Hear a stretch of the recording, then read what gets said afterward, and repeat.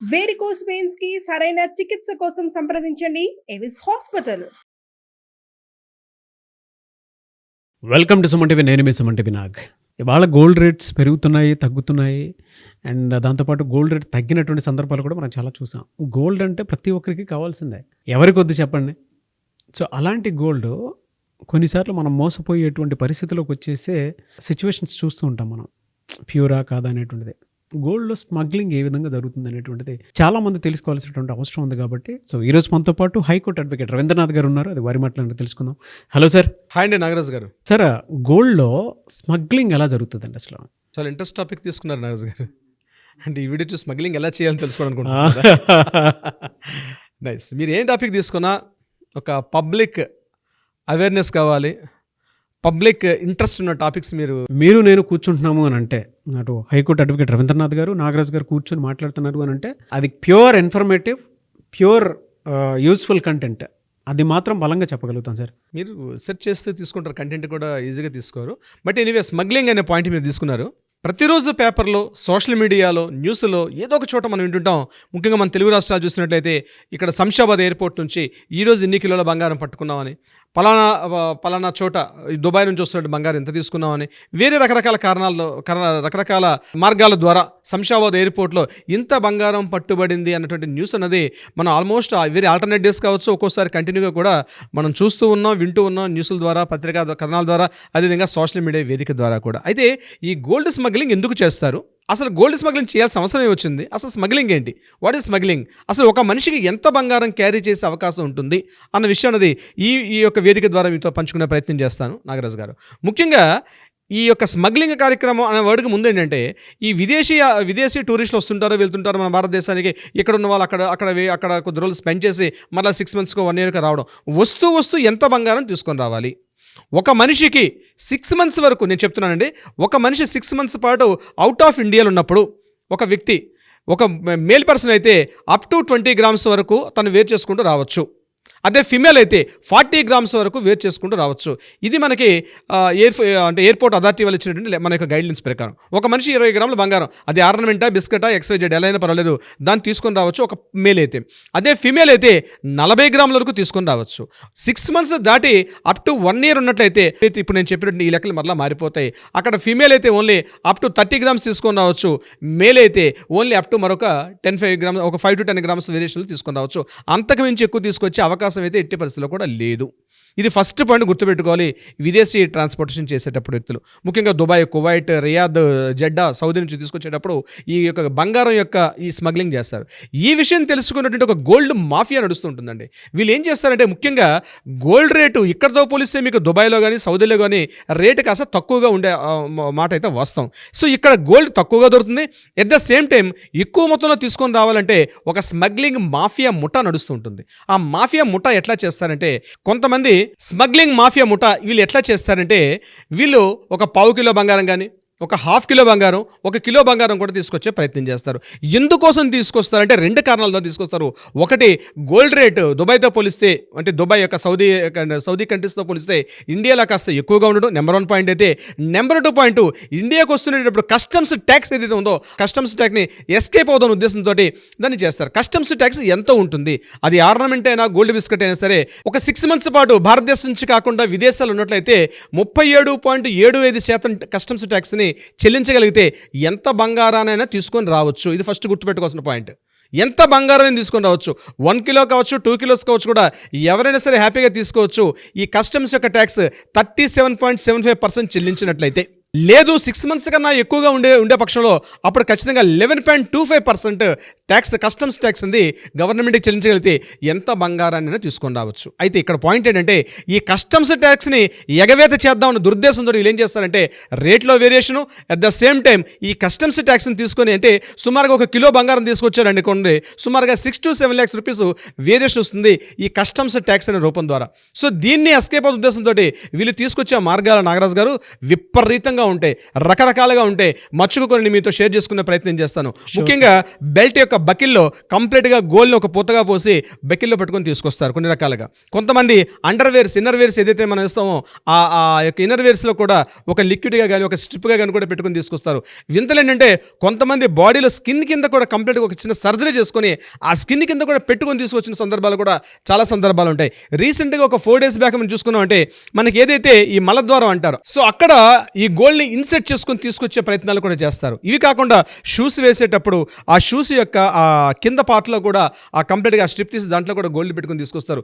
ఇది కాకుండా కంప్లీట్గా ఆ ఒక రకమైన గోల్డ్ ప్లేటెడ్ అంటే బంగారాన్ని కరిగించేసి ఒక లిక్విడ్ వేసుకొని వస్తారు. ఇది కాకుండా వాళ్ళు వాడుతున్నటువంటి వ్యానిటీ బ్యాగ్స్ కావచ్చు, రకరకాల మార్గంలో ఎన్ని రకాల స్కోప్ ఉంటుందో అన్ని రకాలుగా తీసుకొస్తారు.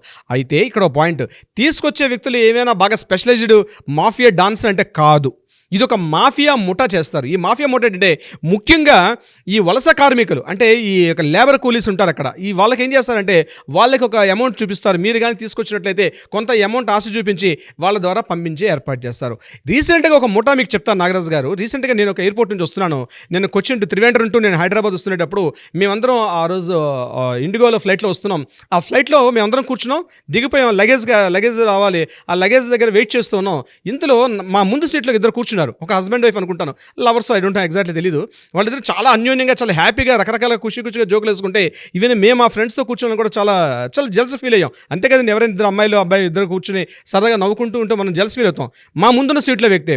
సో సేమ్ టైం లగేజ్ దగ్గరకు వచ్చేసరికి వాళ్ళు ఏం చేశారంటే ఈ అబ్బాయి లగేజ్ మాతో పాటు లగేజ్ రాకుండా కొద్దిగా లేట్ అయింది. ఆయన క్వశ్చన్ చేశాడు అక్కడ కస్టమ్స్ ఆఫీసర్కి, సార్ నా బ్యాగ్ ఇంకా రాలేదు, ఎందుకు రాలేదు సార్ వెయిట్ చేస్తే ఇమీడియట్గా సో మీ సీట్ నెంబర్ సో కదా మీరు కాస్త వెయిట్ చేయండి అని చెప్పాడు. అప్పటి వరకు హ్యాపీగా ఉన్నటువంటి ఆ అమ్మాయి సడన్గా ఎస్కేప్ అయిపోయింది నాగరాజ్ గారు.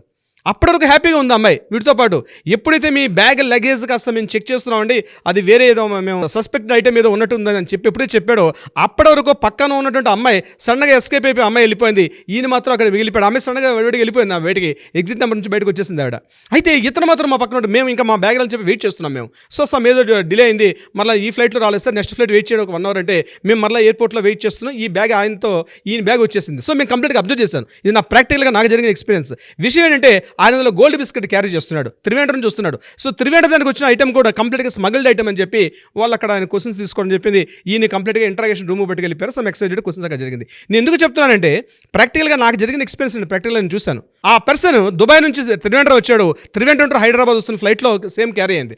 అంటే ఎందుకు నేను చెప్తున్నానంటే ఇక్కడ ఫ్లైట్లో వచ్చేటప్పుడు మన మీద ఒక నిఘా నెత్తనం పనిచేస్తుంటుంది. అంటే పోలీసుల కస్టమ్స్ కూడా 2 రకాలుగా ఈ యొక్క స్మగ్లింగ్ చేసే వాళ్ళని వాళ్ళు ఐడెంటిఫై చేస్తారు. ఒకటేంటంటే ఎవరైతే ఫ్రీక్వెంట్గా దీన్ని ప్రొఫైల్ ఐడెంటిఫికేషన్ అంటారు, ఎవరైతే ఫ్రీక్వెంట్గా విదేశాలకు వెళ్ళి వస్తుంటే వీళ్ళు ఎందుకు వెళ్ళి వస్తున్నారు అనే విషయం మీద దీని మీద కస్టమ్స్లో ఫుల్లీ ట్రైన్డ్ ఉన్నటువంటి ఒక ఆఫీసర్స్ ఉంటారు. అది బయటకు తెలియదు కానీ వాళ్ళు కంప్లీట్గా చెక్ లిస్ట్లో ఉంటారు అన్నమాట. ఎవరు ఈ పర్సన్ ఫ్రీక్వెంట్గా వెళ్తున్నాడు అటువంటి సాఫ్ట్వేర్ కూడా వాళ్ళ దగ్గర ఉంటుంది. ఈ పర్సన్ ఎందుకు ఫ్రీక్వెంట్గా వెళ్ళి వస్తున్నాడు, దుబాయ్కి ఎందుకు వెళ్ళి వస్తున్నాడు. సో అటువంటి ట్రావెలింగ్ చేసే వాళ్ళకైతే ఖచ్చితంగా వాళ్ళ మీద ఐడెంటిఫికేషన్ ఉంటుంది. సో ఇక్కడ మళ్ళీ మీకు క్వశ్చన్ రావచ్చు, కొంతమంది కంపెనీ సీఓలు కానీ కొంతమంది కంపెనీ ఎండీస్ ఫ్రీక్వెంట్గా వెళ్ళి వస్తుంటారు కదా, వాళ్ళ పరిస్థితి ఏంటని. సో అక్కడ తెలిసిపోతుంది ప్రొఫైల్ ఎవరని చెప్పేసి.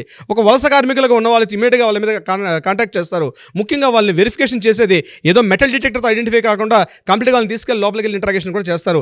చెక్ చేసేటప్పుడు డెఫినెట్గా దొరుకుతారు. చాలామంది ఏమనుకుంటారంటే ఎస్కేప్ అయిపోతామేమో అనుకోని, లేదు, మన బాడీ లాంగ్వేజ్, మనం ఏదైతే ఒక దొంగ ఐటమ్ తీసుకొస్తున్నామో, ఒక గోల్డ్ ఒక థ్రెట్ ఐటమ్ తీసుకొస్తున్నామో, ఒక అనధికారికంగా వస్తున్నామో, మన బాడీ లాంగ్వేజ్లో కూడా తెలియనటువంటి కొన్ని చేంజెస్ కనిపిస్తారు.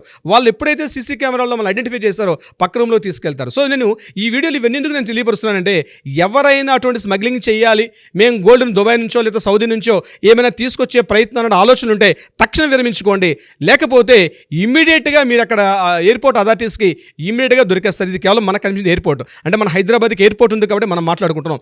ఇదే మీరు విశాఖపట్నం వెళ్ళారనుకోండి లేదా చెన్నై వెళ్ళారనుకోండి, డెఫినెట్గా అక్కడ నేవల్ ఆఫీసర్స్ ఉంటారు. నేవల్ ఆఫీసర్స్లో కూడా సేమ్ ఇదే సిస్టమ్ ఉంటుంది. సేమ్ ఎయిర్పోర్ట్లో ఏదైతే ఇప్పుడు నేను చెప్పినటువంటి రూల్స్ అండ్ రెగ్యులేషన్స్ ఉన్నాయో, ఎంత బంగారం తీసుకొని రావచ్చు, ఎంత బంగారం వరకు మనకు పర్మిషన్ ఉంటుంది, ఇప్పుడు నేను వీడియోలో స్టార్టింగ్లో ఏదైతే చెప్పానో ఇదే పర్మిషన్స్ మనకి నేవల్ ఆఫీసర్స్లో కూడా సేమ్ సిస్టమ్ అదే ఉంటుంది. ముఖ్యంగా అండమాన్ నికోబార్ త్రూగా తీసుకొస్తారు విశాఖపట్నానికి. సో వీళ్ళ మీద చెకింగ్ పార్ట్ ఎక్కువగా ఉంటుంది. అట్ ద సేమ్ టైం మనం చెన్నైలో చూసుకున్నప్పుడు చెన్నై నుంచి మలేషియా నుంచి ఎక్కువగా ఈ యొక్క గోల్డ్ స్మగ్లింగ్ జరుగుతుంటుంది. ఎందుకంటే మలేషియాకు ఫ్రీక్వెంట్గా వెళ్ళి వస్తారు. ఒక సెట్టిన్ బస్ ఎట్లా తిరుగుతుందో అదే మాదిరిగా చెన్నై టు మలేషియా కావచ్చు, లేకపోతే మీకు సింగపూర్కి అదే మాదిరిగా తిరుగుతూ ఉంటాయి అక్కడ ఫ్లైట్స్ అదే విధంగా ఉంటాయి. నేవల్ యొక్క షిప్ యార్డ్స్ కూడా అట్లానే ట్రావెలింగ్స్ ఉంటాయి. సో ఇక్కడ సేమ్ ఏదైతే ఎయిర్పోర్ట్ అథారిటీస్కి ఏదైతే రూల్స్ అండ్ అండ్ రెగ్యులేషన్స్ ఉంటాయో at the same rules and regulations మనకి నేవల్ ఆఫీసర్స్లో కూడా ఉంటుంది. అది కలకటా కావచ్చు, విశాఖపట్నం కావచ్చు, చెన్నై కావచ్చు, ఈ యొక్క షిప్ యార్డ్స్ అన్నింటిలో కూడా ఇదే ప్రాసెస్ సిస్టమ్ కూడా అక్కడ ఉంటుంది. సో స్మగ్లింగ్ అన్నది ఏ రకంగా తీసుకున్నప్పుడు కూడా డెఫినెట్గా దొరికిపోయే అవకాశం ఉంటుంది. సో గవర్నమెంట్కి చెల్లించాల్సిన కస్టమ్స్ ట్యాక్స్ ఈజీగా మనం ఆ ట్యాక్స్ చెల్లించి తీసుకొస్తే ఎటువంటి అభ్యంతరం లేదు. ఎన్ని కిలోలు గోల్డ్ అని తీసుకుని రావచ్చు. కానీ కస్టమ్స్ ట్యాక్స్ ఒక్కటే మనం పూర్తిగా అక్కడ మనం ఎస్కేప్ అవ్వాలనే ఉద్దేశంతో ఇటువంటి ప్రయత్నాలు చేసుకునే చోటే ఈ యొక్క ప్రమాదం వస్తుంది. అయితే దీని మీద కొంతమంది మన గోల్డ్ మర్చెంట్స్ గురించి అడగ జరిగింది. అంటే గోల్డ్లో ఏమైనా ప్యూరిటీ చేంజ్ ఉంటుందా, అంటే మన హైదరాబాద్ గోల్డ్, చెన్నై గోల్డ్, ఈ గోల్డ్కి అక్కడ వస్తుంది దుబాయ్ గోల్డ్కి తేడా ఉంటుందంటే వాళ్ళ ఎక్స్పర్ట్స్ చెప్పిన విషయం ఏంటంటే పెద్దగా ప్యూరిఫికేషన్ కానీ క్వాలిటీ విషయంలో ఎక్కడా తేడా ఉండదు. సో ఇంటర్నేషనల్ స్టాండర్డ్స్ ఏవైతే ఉంటాయో డెఫినెట్గా క్వాలిటీ ప్యూరిటీ కూడా సేమ్ యాస్టెస్గా ఉంటుంది కాబట్టి వాటిలో ఉండదు. గోల్డ్ క్వాలిటీలో పెద్ద తేడా ఏమి ఉండదు. ముఖ్యంగా ఇదంతా కూడా సౌత్ ఆఫ్రికా నుంచి వచ్చే గోల్డ్ ఇప్పటివరకు వాడతారు. మన ఇండియాలో చూసుకుంటే పన్నా ప్రాంతం నుంచి ఎక్కువగా గోల్డ్ ఉండేది.